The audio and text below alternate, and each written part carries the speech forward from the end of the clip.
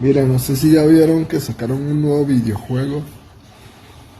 No sé si lo habrán sacado hace pocos días o hace como un mes o 2 meses. Es el videojuego de Mafia, que tiene muy buenos gráficos. Pero todos los videojuegos de Mafia como que tienen como que así gráficos realistas parecidos con el GTA.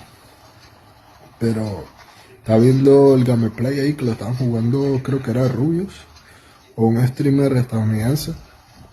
Tienen muy buenos gráficos. Pero bueno, ellos deben tener la 5500 RTX. No sé si ese todavía existe que, o es la 4080 Ti RTX que vale como 5000 euros.